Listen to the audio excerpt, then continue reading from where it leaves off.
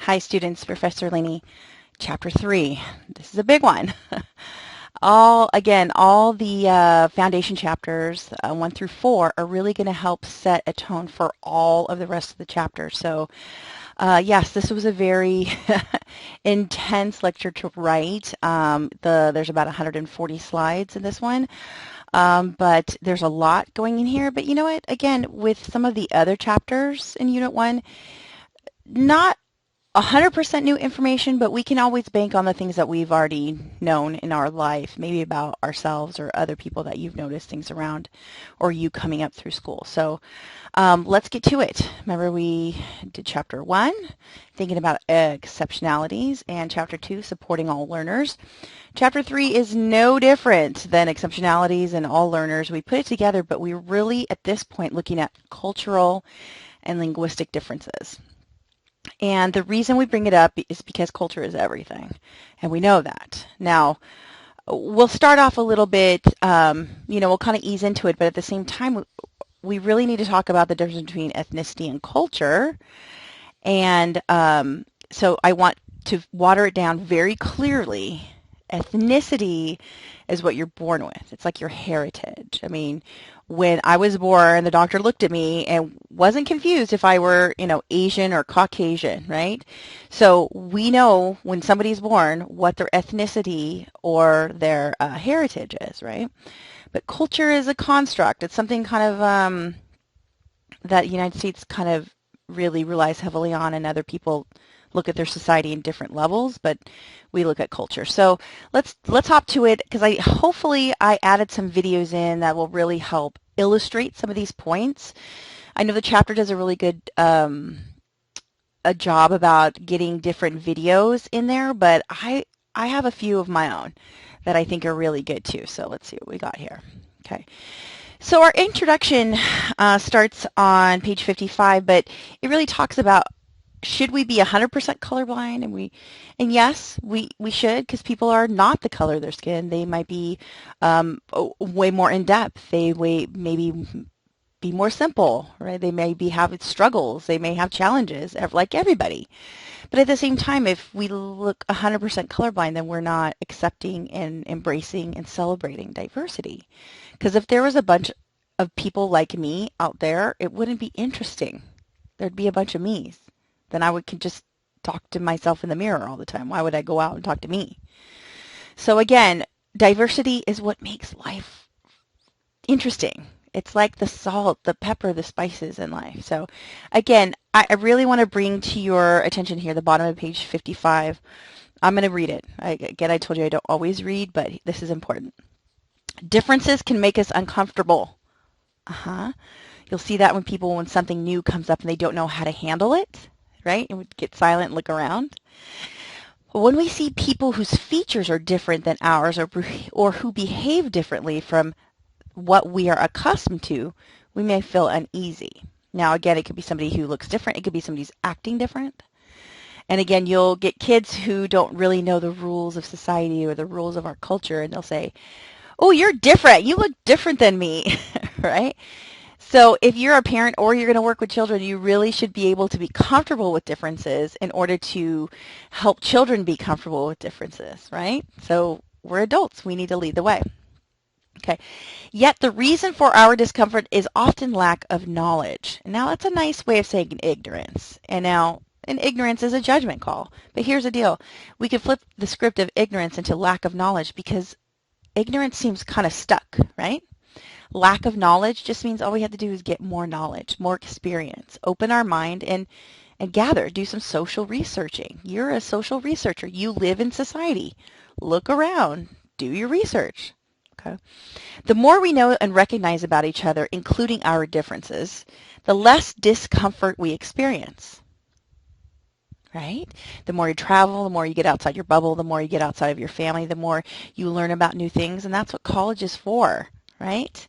You'll find college students a lot of times are a little bit more open and accepting because we've been exposed to different things. Okay? Instead, we can celebrate the uniqueness in each person and take advantage of opportunities to learn from others' knowledge and gain from their experiences. right? We don't know everything. We're still learning. We're still childlike in this world, especially if you're young. You still have a lot to learn, and who can you learn it from? Yourself? No. We need to go outside ourselves and sometimes outside of our culture and outside of our bubble to learn. The world is certainly more beautiful when we can see and appreciate all its colors. Yeah, I really like that. So I just wanted to make sure that was in there. Okay. And again, no matter the interventions or techniques that we've learned in the schools or even in society, students still struggle. That's really the long and the short of it. I mean, it's hard.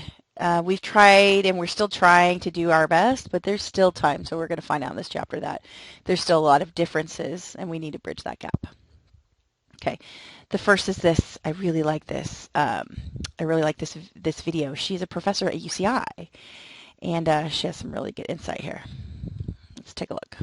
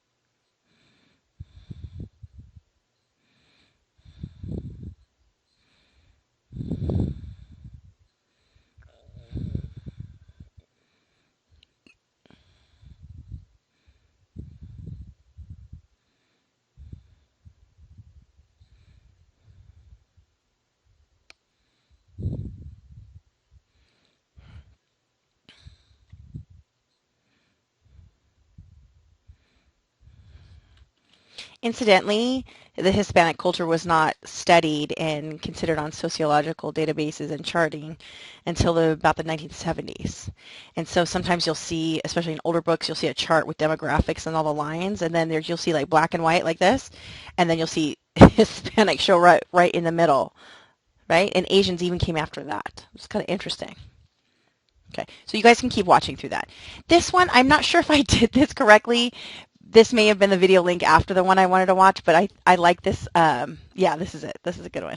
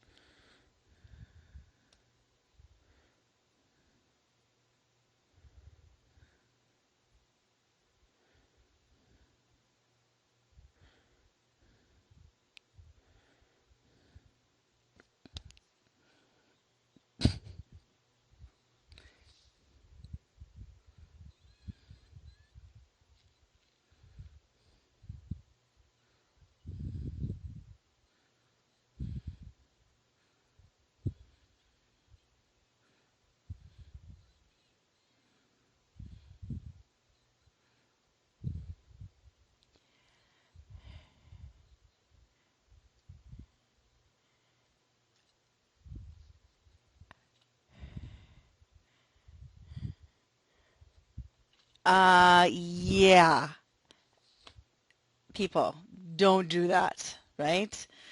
Where are you from? That drives me crazy. Where are you from? I go, Savannah. This is a cute little one that this guy put together, and I want to make sure that we kind of wrap up this little intro with something kind of positive. As far as I know, there's only one race, human race. It's more like 7.5 billion right now.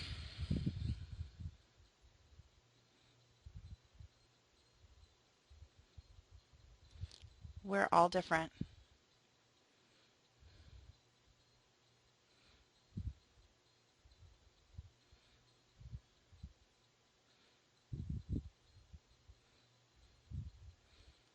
possibly be the same? Just to live our lives, really. It's our own individual ideas that makes us stand out from the crowd to be unique. We are. I like this. Different individuals valuing each other regardless of skin, ideology, talents, or years. It's a good one. So again, these are just a way just to like open up the chapter and let you know that these are certain things that are coming up. But I do want to be very clear about the diversity piece. We're going to talk a lot about that right here, but it's still a struggle. I mean, people are different and differences are good for the most part. And I think some people don't always see it that way. So for everybody who sees differences as good, there's people who see differences as bad. And so I believe that that's kind of where we struggle socially. But in the schools, we really have been striving for equity. And again, we'll get into all the details. There's lots to know here. Again, let's talk about diversity specifically in the schools. Let's see. Let's start with the intro. I may have skipped that. America's school children are becoming increasingly diverse. No kidding. But even though we celebrate diversity and we learn about diversity, it doesn't mean that it's balanced very well. And we're all still trying, okay? So again, let's keep it in perspective. And I know that sometimes you're going to be hearing concepts in here that you're going to be, but I want to argue. There's lots of points in here that are arguable, but again, let's learn in the scope of our schools and then apply it to students with disabilities. Okay, 52% are Caucasian. That is across America, but that doesn't mean that it's that percentage in all districts, right? Some are more, some are less. Okay, and I'll talk a little bit more about our demographics here in Southern California. About 10% are limited English, truly limited English, not have a learning disability and they can't learn English, but they're just learning English. And they can learn English, they just need more time, okay? And again, we were built on diversity, and so the bottom line is our Constitution includes everyone. Includes everyone. And we'll talk about even people who are not legally allowed to be in this country, but we still include everyone, okay? So our normal is inclusive and diverse, even though some people over the course of our American history and even more recently will say otherwise, okay? The law states that diversity and inclusion wins every time, okay? So again, this is kind of what the composition of, I kind of replicated the pie chart for those of you who still don't have your book, which is, that happens. I know that there's still issues at the bookstore, but I kind of replicated the bottom of the middle of page 58. See, I'm trying to make everything in here, so just in case you still need a little bit of help with that, you have this opportunity to use the lecture, okay? So again, most of our students here are white. Then we have right here, Hispanic. The next one over here is African American, Asian, and then this last 3% is considered other, but the 3% can be broken down into 2 or more races, like my son is biracial or triracial, and then Native American, which is kind of interesting, and then Pacific Islander, right? So that means Hawaiian or Pacific Islander, anything else out in the Pacific. But this is our breakdown for California, where we said United States is a little bit more than half. California, look at this, Hispanic, I'm sorry, a little bit more than half white. Look at in California, it looks like about 25%, right? And that's just the cultural and diverse landscape of Southern California. So again, our book talks about America, but this is us right here, right? This is California. Now again, putting all of our American history in like one slide, we came here, or we, like English settlers, came from Britain to escape the oppressiveness of the king, and said you could only practice certain religion. By the way, the king made up his own religion. That's kind of why people left. And then there was, even when we got here, there was this diversification amongst the settlements, right? And then even by 1800, there was dual language instruction offered for people who didn't speak English. And by the way, it's called English because it came from England, Okay. And then there was this huge influx of immigrants. Like my grandparents came to this country around 1920, 1915, 1925 in that time. So I'm second generation. None of my grandparents spoke English, and so a lot of people have that misconception. If you're white, you've been here forever. No, I have students in my class who've been here for generations, and I'm okay. So again, and then after when World War I came around and there was this, conflict overseas, then American, like, we kind of bonded together over this common enemy, right? And it was really, really interesting because we now like talked about melting pot and things like that and how we're one big, wonderful country. And you'll see the pendulum swing back where diversity is great, diversity is terrible, diversity is great, diversity is terrible. So we're kind of in that flux part right now too. You'll see this. Now, in the 60s, it was like, yeah, man, we are all equal, but at the same time, I want to, celebrate my heritage and let my hair get big and that kind of stuff. So we started seeing like, yeah, we're one big melting pot, but maybe in this melting pot, I still want to have my identity.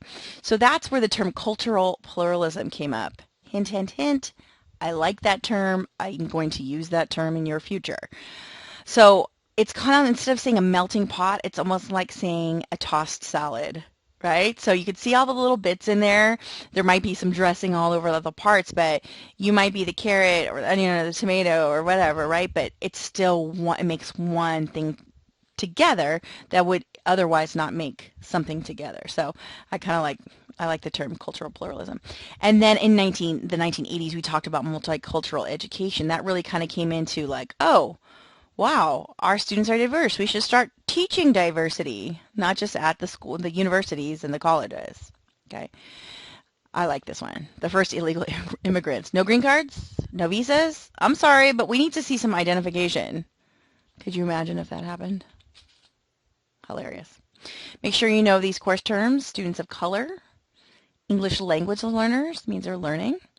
Nativism, that means like we're the natives. Well, not exactly. Melting pot, we talked about. Cultural pluralism and multicultural education. Make sure you know that. So that's 3.1. Okay. 3.2, issues of social justice. Ugh, that's a big deal. Undocumented students experience difficult situation, but we're trying to provide them some stability, even though this is not maybe their home and maybe eventually it will be, but it's so hard. How do you tell a student to be consistent and not be worried about things when their home life or their identity is not really clear? So we have some videos about this as well too. But at CLD is culturally and linguistically diverse. So CLD students face inequitable life circumstances. Means life's not fair.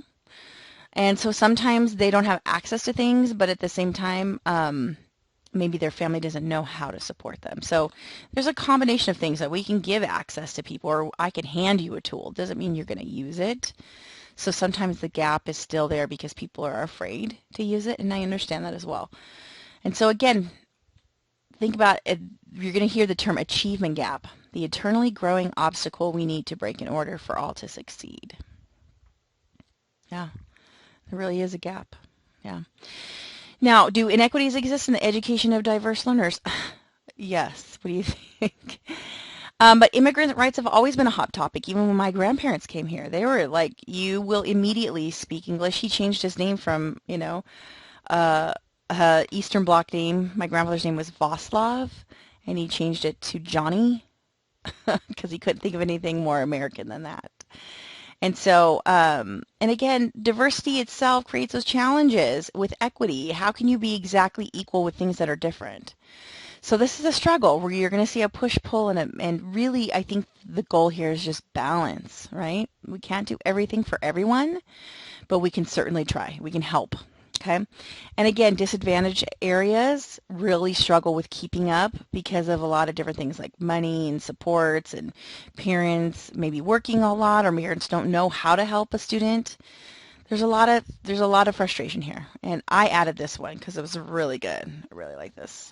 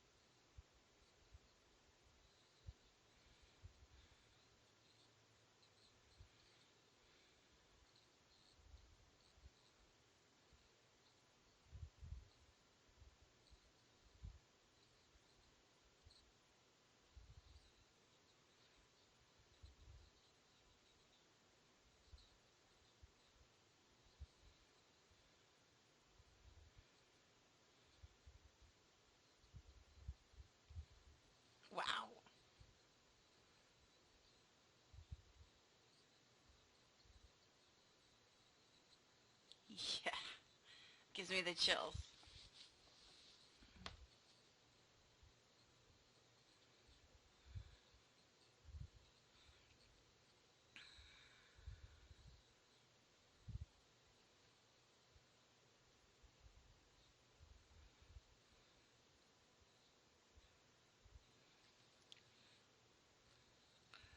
He looks tired.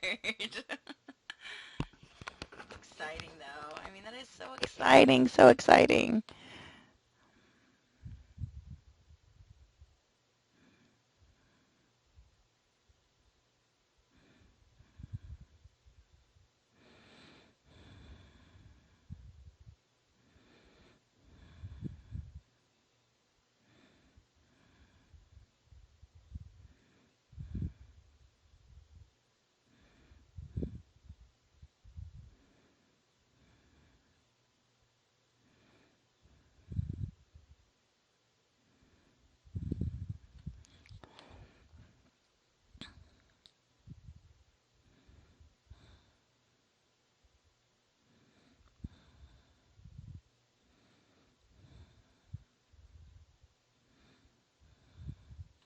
I love it. Please share that. Yeah. And this right here is the gap. Okay. When you see the low income as the dark blue line and the non-low income, you see this proficiency in third grade language arts. You see that, look at this, it's almost half of the expected, or the proficiency of students who are non-low income. Look at math is higher. This has to do with learning English. English is confusing. Proficiency in 8th grade language. Look at this is when they test. They do those testing 3rd, 8th, right? Proficiency in 8th grade algebra and 4-year graduation rate.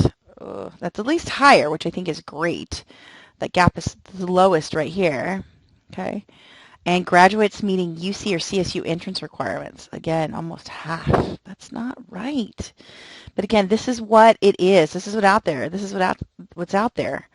And there's things like food insecurity and stress that our students have to be faced with. Now, Brown versus Board of Education, it wasn't really a course term, but I want you guys to know this. Yeah, in my parents' lifetime, schools were segregated. Whites went to one school and blacks went to the other. And by the way, Brown versus Board of Education was started in Orange County. I want to be very clear with you. Segregation in our entire country was primed in Orange County. And again, I'm going to be very clear with you. Across the street from our campus on 17th and Bristol, there is a fundamental intermediate school called Mendez. The Mendez family sued Westminster School District for the right for Hispanic students to go to school with the rest of the students. And guess what? They won. And when Brown versus Board of Education was going down in Topeka, Kansas, they referenced Orange County, California in the 40s. And I put the links in here so you guys can do additional research if you don't believe me. It's pretty amazing that we did this. Santa Ana did this. Orange County did this. Helped segregation end in our entire nation. I'm pretty proud of that. I think that's really awesome. Yeah. Could you imagine that? It's against our our Constitution to separate people. That's not right. Okay? When one people have access to something and other people don't, that's not okay. Okay? Advanced placement courses are going to be some things that you see less of our disadvantaged students take. And then our opportunity gap is that gap I already talked to you about a little bit. Okay. And perceptions do matter. It is a social construct, but how you perceive me and how I perceive you as a student and a teacher in a classroom, it's a little different online, but that makes a difference. Teachers have high expectations and teachers have low expectations, and that makes a difference. You're going to have less chances with a teacher with low expectations, and I have seen it firsthand with my son. First grade, he's wiggly, no doubt about it. First grade, he had a great teacher, taught him how to read. He switched on as a learner. She expected high things from him. He still hugs her this morning. Now that he's in the 4th grade, he sees her. His 2nd grade teacher could not handle him. She was very reactive when he would do things because she didn't understand what neurodiversity was. and he was suspended 3 times in the 2nd grade on an IEP, which is illegal, by the way. So we'll talk about that. That's in chapter 4. And again, her expectations were so low that she just basically was trying to kick him out of the class. And at the end of 2nd grade, they're like, well, we need him out of the school. And I said, no, you don't. Because of least restrictive environment and free and appropriate public education says that you will take this, the child goes to the tools, the tools go to the child does not go to the tools. You help him at his home school, period. It's called full inclusion. I know you've heard of it. Yeah, mama bear here, big time, right? So again, when students are hearing negative things about themselves, you know, in the classroom or even at home, they internalize it and then they act out. Big surprise. Maybe we should give them the benefit of the doubt or even expect even more from them. Oh, this is my favorite one. I'm going to give you a heads up here. Fantastic video. It's about 10 minutes. This is also part of your weekly journal assignment. I did include it later in the lecture, and I did put it in Blackboard with your weekly journal assignment, but this is it. So you can either watch it now or watch it with the weekly journal assignment. So I'm going to go ahead and skip through it because I know everybody has to do it in order to do the journal. But this lady right here is such a motivator for me. I just love her to bits. And I know some of you have taken me before. I'll show this in other classes for different reasons, but she is fantastic. She works in inner city schools, but she still has a positive outlook for her students. Part of the reason why I grade everything in a positive manner, I don't use red pens, those kinds of things. So every child needs a champion, kind of like a kid president, but like a teacher. Okay, so I'll skip through that. Okay. Legal Aid Society is something right here in Orange County that you can use. It's especially for disadvantaged students. We have, there's parts of Legal Aid Society that just work with educational justice, so make sure you know that. And if you want to teach kids how to handle diversity, Orange County Peace Camp, it usually happens the first week in August. It's fantastic. Okay, so that's 3.2. That was our diverse learners. And now we're going to get into cultural diversity. Okay, cross-cultural dissonance. Ugh, fantastic. That just means that things aren't meshing together nicely. It's like oil and water, you know, it's like hot and cold. It doesn't work, right? But many behaviors that we expect of kids are based on our culture, right? So for me, you need to look at me when I'm talking to you. But in other cultures, if you look at your elder, you're disrespecting them. So I need to know who I'm talking about, who I'm talking to, and how to best approach them. Also, when we learn about our autism community, kids who sometimes are on the spectrum, if they look at you, they're overwhelmed by all these little pictures that they're taking in their head. Like they look at you and they have 1,000 pictures. And that doesn't help because now they're overwhelmed and then they get, you know, like a little animal and they get scared. So again, I just say face your body towards me and open your ears. So again, this is the neurodiversity, the cultural diversity that you guys are going to learn, okay? But again, these students have more challenges when we don't look at them the way that their background or their normal is, their norms are. If I'm taking my measuring stick to measure you, that doesn't mean it's going to measure properly, right? Again, cultural diversity just means being in a different cultural background than predominant American society. This. Usually blonde hair, blue eyes, you know, white skin, but, you know, again, everybody has their background, as we saw in that video of the jogger. But I tell people, you know, my grandmother was Portuguese. So what does that make me? Part Latina? No. I mean, if that's my cultural identity, I could glom onto that, but that doesn't mean I tell people my culture is Californian. I'm here, born and raised in Orange County. I'm not the typical, right, where people say, oh, you're from Orange County, like, for sure, right? Oh my God. No, that's that's not me. And so I tell people I'm Californian, and but judge me uniquely. Don't judge me like your concept of what that might be. Ask me. We'll talk more about that. And again, students get labeled very quickly. You know, I was also a GATE student, and I got labeled very quickly that, oh, she's smart, she doesn't need help. Well, I needed help in other situations. And so it was hard. I felt alone in a lot of situations, even though I was smart. So just assume everybody needs help at some point. And that was one of those things that, you know, your background helps you to learn, that my background helped me to learn. Okay. Again, culturally diverse means different cultures. We know this one. And cross-cultural dissonance means that two different cultures. If I was speaking to anybody other than a person of Caucasian heritage, right? And again, you'll hear me say Caucasian instead of white. The book says black and white. But I think if we're going to say Asian, why wouldn't we say Caucasian, right? If we're going to say Hispanic, why would I say white? Because white's a color, black's a color. We got to stick with one or the other, right? Our heritage, let's stick with one, okay? So I'm Caucasian, I'm not white. In fact, I tell people I'm pink and green. Pink in the summer, green in the winter, right? Cultural discontinuity. It's a dissimilarity between home and school. So how many times have you've been said, your parents said to you, this is how we do it at home, but you get to the classroom and it's completely different. That happens every single day. It's happening right now in our schools, okay? But these are the potential areas for cross-cultural dissonance. And the full explanation is going to be on page 63, and you can learn about that, read a little bit more about that. But if you don't have your book, that's fine. I think you're going to be okay. Breathe, okay?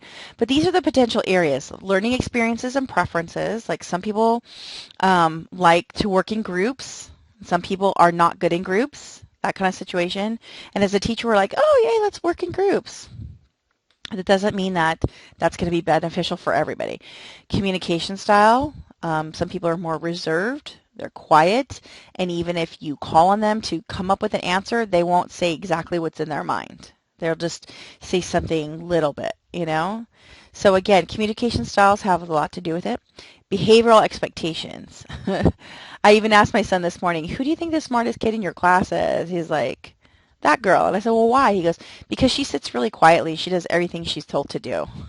And I thought, oh, so he knows. And I said, what about the boys? Who do you think is the smartest boy in your class? He goes, I don't know.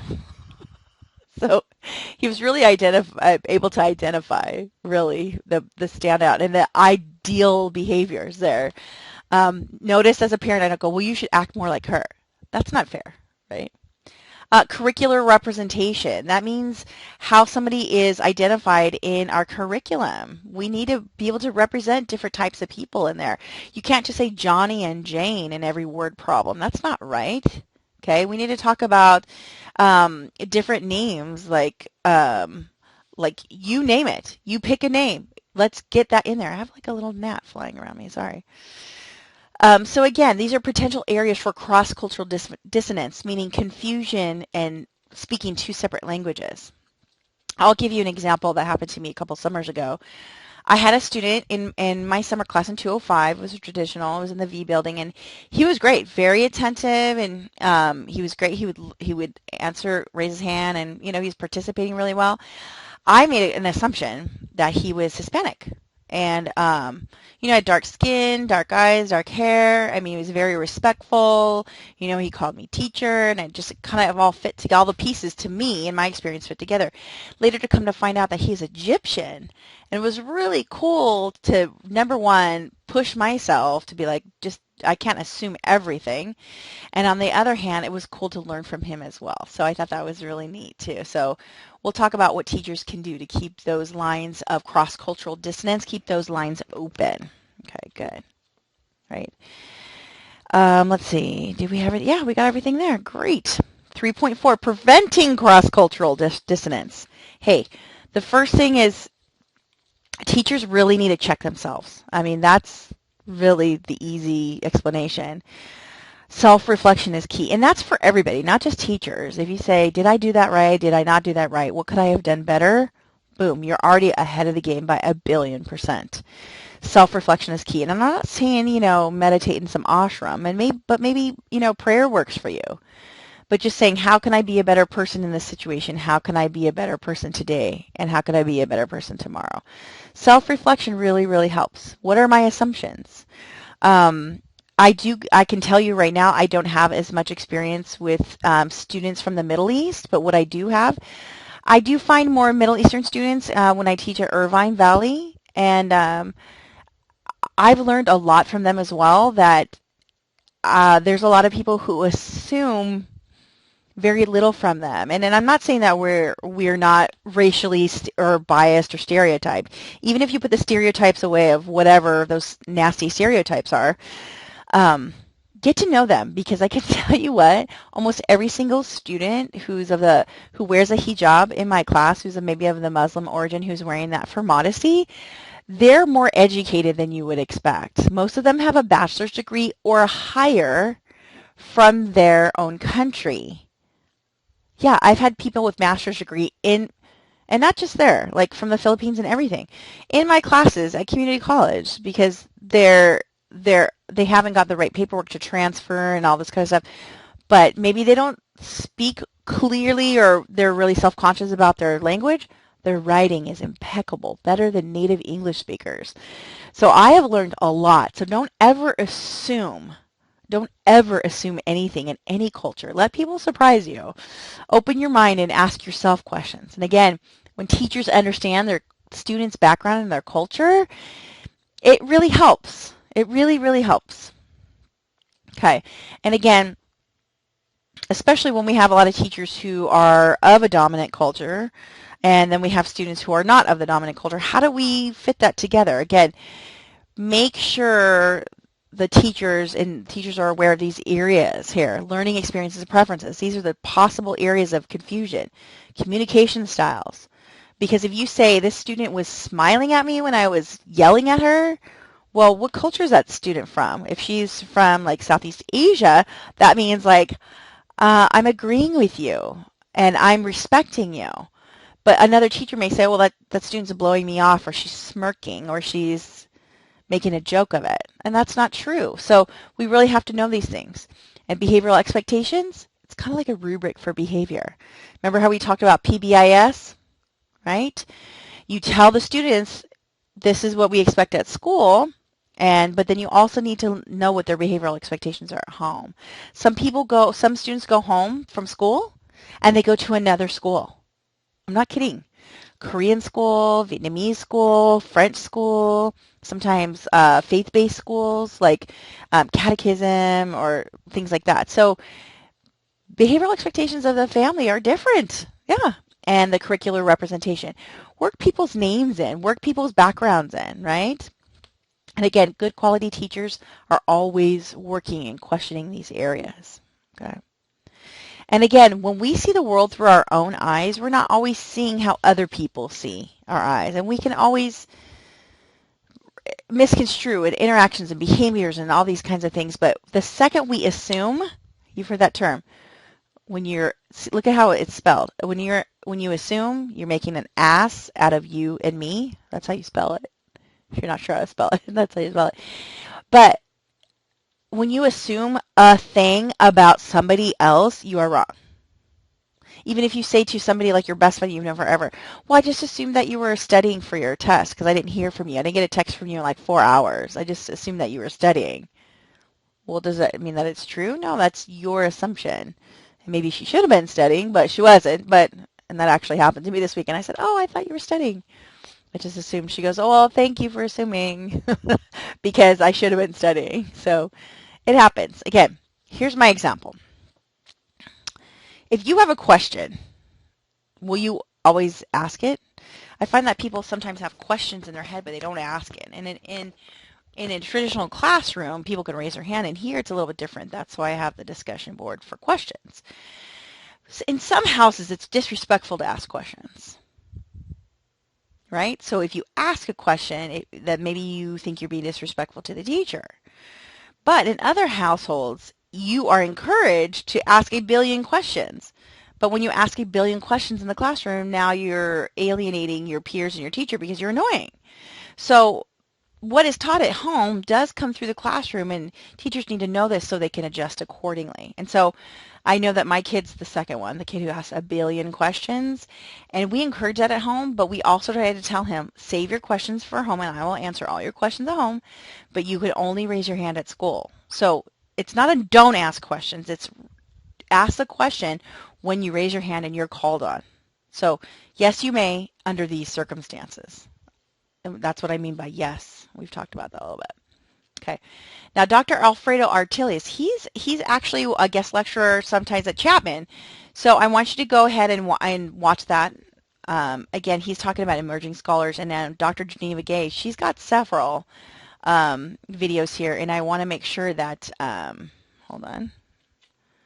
Ooh, I don't know if we just shut down, baby. Okay, let's start over. Well, not start over. Let's go to the next one. Oh, no. Let's see. We may have lost the lecture. Hold on, let me pause it.